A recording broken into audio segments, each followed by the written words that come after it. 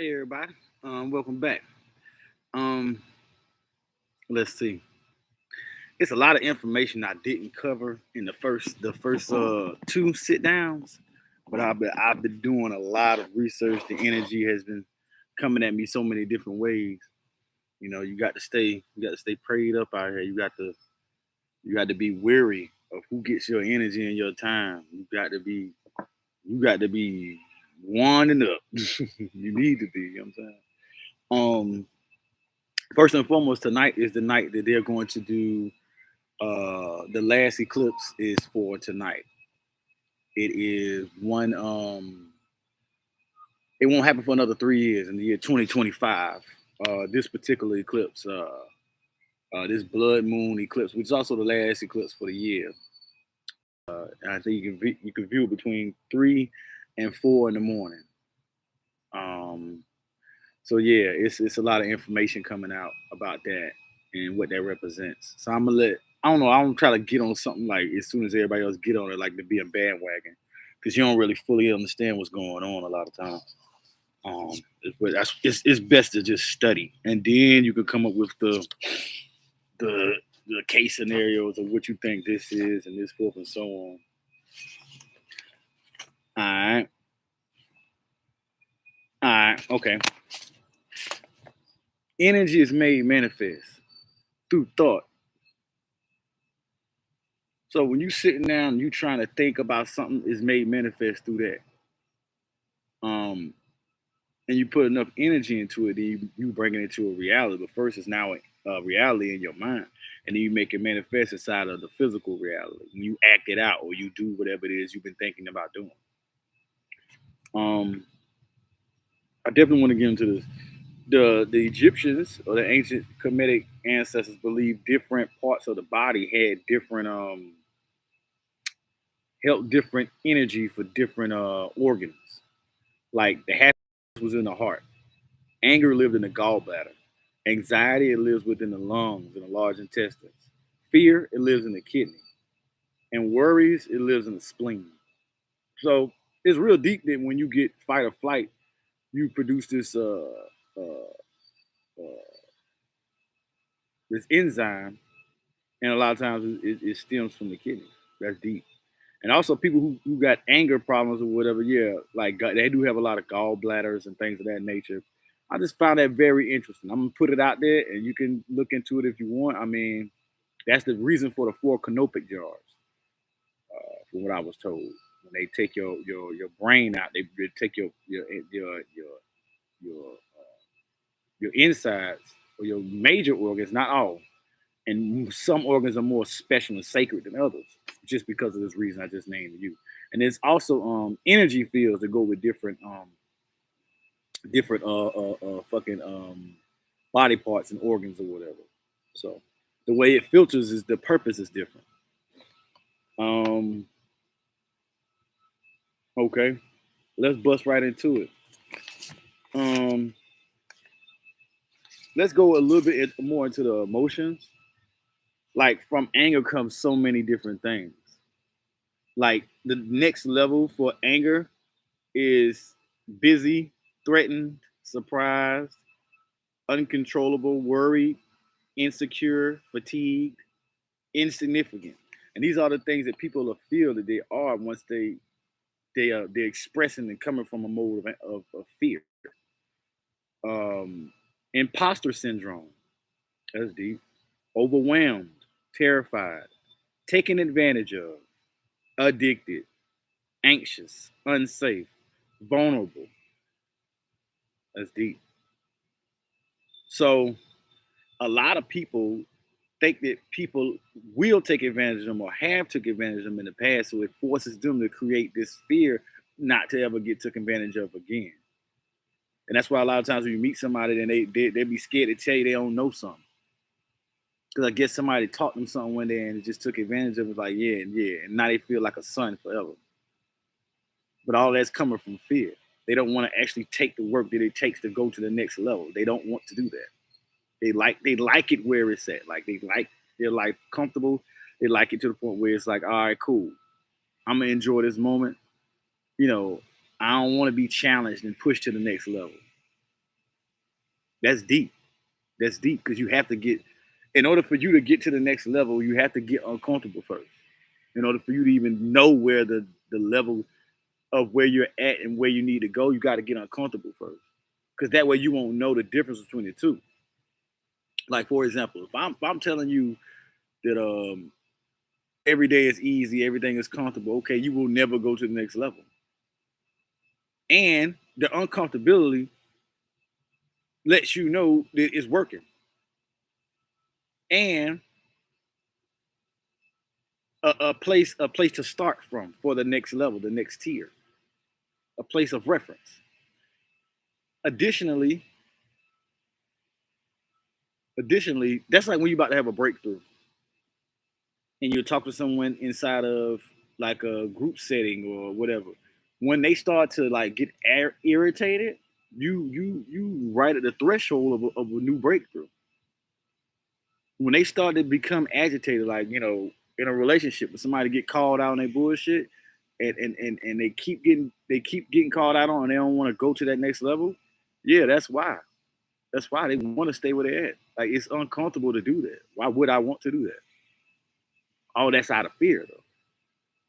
But see, so many people, like my friend told me one time, like years ago, I always say this. He said, "Yo, I'm scared to be great." Like how many people like that, like they're scared to be great.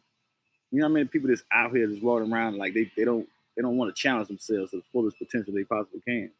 I think that's interesting to me. Let's see what come out of joy. In joy, there's acceptance, care, safe, intimate, calm, presence, present, connected. Hmm. Second part of that, seen, grounded, grateful, tender, belonging, love, free, and kindness. See, that's deep as hell because you can't. A person that lives in certain types of fears, they're not really living. They're living always in a defense mode. So you talk to them, they immediately go to what they know. That's defense mode. All that's coming from a place of fear. We ain't even finna talk about anger and sadness and genius and disgust. Like we're not even finna. Well, let's just only deal with those two portions of the wheel. So like people who like always are fearful or not feeling accepted by everybody. So they're thinking like, oh, okay, well, I think if I just be an asshole or I just continue being like not as nice, this seems to work for me because it's like a protection mechanism and it keeps me within this box or whatever. They unselfconsciously, unhaphazardly are going through this. They don't know what they're not really cognitive of what they're doing. That's deep because like a lot of times you ask a lot of people, like I ask a lot of people, I sit down and talk to a lot of people, and they never really thought about it. Like when you wake up, why do you do that? Or what's the first thing that comes to your mind? I never really thought about it. That lets me know they're not, most of the time, they're not cognitive of what they're doing. They're just floating around doing day to day shit. And that's why a lot of people are spiritually neophytes or juveniles because they get caught up in the wrath and this right here is going on, that right there is going on. So they looking around right here. Everything's on the out. Like my eyes is up here. I'm in the clouds with it, go. Like so, I be like, I do that for a second. I'm like, yeah, I'm about to zone out. Like I'm a holler. You know what I'm saying? But you can't be in a state of anger or a state of fear. You can't even go to certain levels of this when you're angry. Like I said in the first thing, like you can't be racist and be a spiritualist. Like the hate is certain chakras you can't even penetrate when you got hate inside your mind, inside your heart, inside your spirit. You can't even penetrate certain chakras. Literally, you can't penetrate them. Like, oh yeah, we melanin. You can't penetrate certain chakras when you got hate and low vibration going against you. You can't even go through that. You may have thought you have. You release that hate and shed that hate off. I promise you'll take it to the next level. I want to get into this too. This is also I'm gonna leave this as the body sensations. Like this is how fear explains and exposes itself on the human body. Sensitive to touch, right? Um, tight chest, Butterflies in the stomach, a shallow breath, a panting heart, eyes open. You know how people be over there doing this right here? That's fear. Well, I was in a zone. No, you are living in tremendous, you are bathed in oceans of fear. You're so fearful, you don't know what it is not to be in fear. To be out of fear is is is abnormal.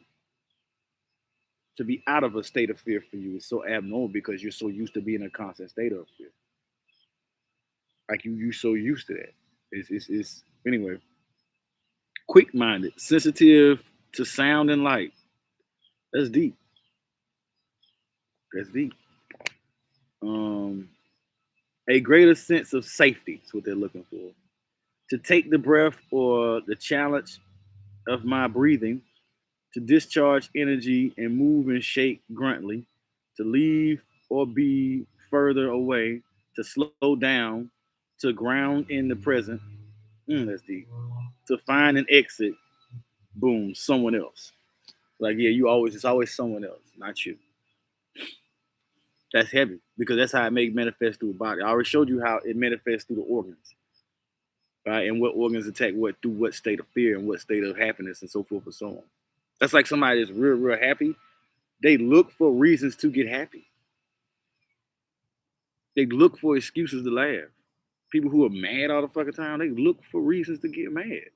Like just watch, I don't know, Love and Hip Hop. Hell, just watch any show on major screen television. You'll see a lot of people looking for reasons to get upset, and they always find one. Or the script or the narrator was looking for one. Like I was watching this Comcast thing about how to write a beautiful script, a movie script, on TV show. That's what it was. He said you want to put conflict into every scene. So if somebody's saying I'm going to my fucking room and slams the door, that's a conflict. If someone could, what is wrong with you? I'm just so tired. Another conflict. Billy always is angry and picking at me, and nobody wants to hear me. Another conflict. Then the uncle walks into the room, or whoever, the father or the father figure or the sister figure, or whatever. And then it's another conflict. It's constant stages of conflict. It's never peace. It may be a quiet or they change the tune of the music at the end of the movie or the end of the episode when they're trying to and little soft jazz comes in. They're trying to explain something from a grandfather perspective, like, oh, the caveat inside of this whole thing was this. You don't even get that in most cases now, not reality TV. But that's how the fuck that goes. But yeah, it's never a state of peace. And I know people whose lives were like that. I'm talking about they grew up, got locked up, then came back home, and then their life was just constant turmoil. You know what I'm saying? And you have to find peace within you. You do. Whether it's psychiatrist or psychological, I don't know how are you gonna find that peace? Because I don't know. Like my partner said, I was like, yeah, that don't make sense to me when he did such and such. He was like, it ain't supposed to make sense to you. And when it start making sense to you, let me know. Because to an insane person, everybody else is insane. To a person who's living in a state of fear, a person who's living in a state of lack or lack of, everybody's like that. Like, oh, that ain't real. Everybody ain't walking around happy. That ain't life for you. You couldn't even imagine a life where everybody was happy. You couldn't imagine. I'm not trying to tell you, man, that don't exist. Yeah, for you. I had somebody tell me recently, oh, you always taking on new tasks. You taking on too much stuff. No, I'm taking on the right amount. I'm moving at constantly a certain frequency, a certain speed. That's just too much for your brain. And you can't convince me otherwise. People who are depressed and live in a state of fear and a state of angriness and a state of sadness, that's a sickness. Like that's a mental disorder. So what they're gonna try to do is convince everybody else around them that everybody's like this. Because they got to look at it like that in order for them to say, all right, what then like the real deeper part, they start saying everybody ain't like this. Well, what's wrong with me then? See, but if you think that everybody's like that, that makes you being comfortable with not being able to identify or wanting to identify and change what it is inside of you because you think everybody like that. You believe everybody's like that, or at least to some degree, or most part, most people. Like everybody ain't there. Nah, it's paradise for a lot of people. If you living in a state of not paradise, I don't know. You're like, okay, when you at a genius level, um, let's see, adequate gut, activated gut. Like, yeah, they worry about what you eat, and you worry about gut bacteria and stuff like that. And it has a lot to do with people's minds, their gut bacteria. Um, Active mind, imagination. I don't know how many people I know is sitting around and they lack imagination, like they lack it. And I'm like, only difference between me and you is I think just a little bit more. Like I put 4 and 5 to that 2 and 3. Some niggas will put the 1 to the 1 and make the 2 and be like, yeah, okay. I go further with it. I do thought experiments and thought case scenarios. I'm like, okay. And then I play with it and bring it all the way back to what the original form was. And that's how my thoughts, that's why I never get bored. People tell me, well, I get bored. I'm just, I don't. My mind is too beautiful for me to get bored. Ever. I got too many things rattling around up here. My mind is not idle either. It's always like sometimes it's whoop, whoop, whoop, whoop, and sometimes it's like whoop, whoop, whoop. You feel what I'm saying? Like I don't know. Like A said one time, some people when their mind is bathed in chaos, and he said they be screaming in their head. And I said, damn, wouldn't that be evil? Like, wouldn't that be a way to unrest? All you hear is screams in your head. It took me a minute for me and my ex to sit down and for me to quiet her mind down and be able to actually talk to her. I said, when I say that, where'd your mind go? I had to learn how her mind works and what are her triggers. So when I learned that, I was like, oh, your problem is you be talking in your head while I'm talking. So by the time I be done said something, it goes to your straight to your subconscious and no straight. It doesn't go through your conscious.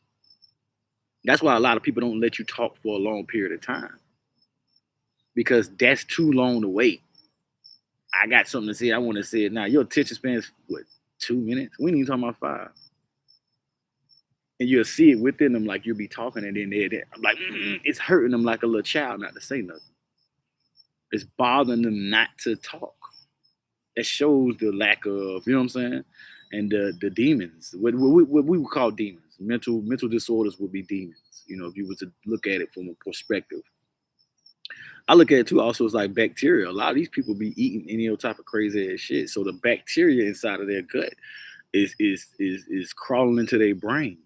So you got that going on one level. Then you got another level dealing with childhood trauma. Then you got another level dealing with physical trauma. Then you got another level dealing with displacement disorders. You know, you dealing with 8, 9 different things. That person needs to be in therapy for the next 20 years and still might not even be able to recover. And so when you healed, you know what it looked like to not be healed. You're like, I was at where you was at. And yeah, some people mask this healing process with alcohol, drugs, all kind of different addictions and stuff, cigarette addictions. You know what I'm saying? Tobacco, like I said. You know, either way it go. When you healed, you don't have to fight these things. And to be honest with you, I'm not 100% like I'm still. Sometimes I fall off the wagon. Be just shooting you straight. For the most part, I'm good. I'm Gucci. You know, but sometimes I have my times. But I pull myself together and pat myself on the back and say, all right, we gonna do it. We're gonna do something different. We're gonna go and dig deep back again and redefine what it is that we think we are. Um, but yeah, I definitely wanted to read that. This coming from a state of joy. Savor it, share it, rest, smile. Exactly. You'll notice the people who ain't happy inside their life because they won't be smiling a lot. It'll hurt them to smile. Like they have a problem with people who sit like, what's so damn funny? Yeah,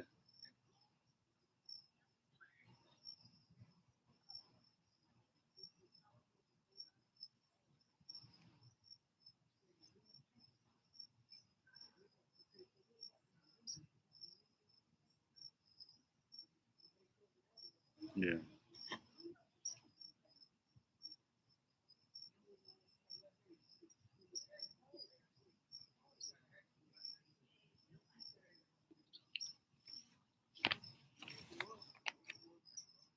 but yeah, you'll notice that.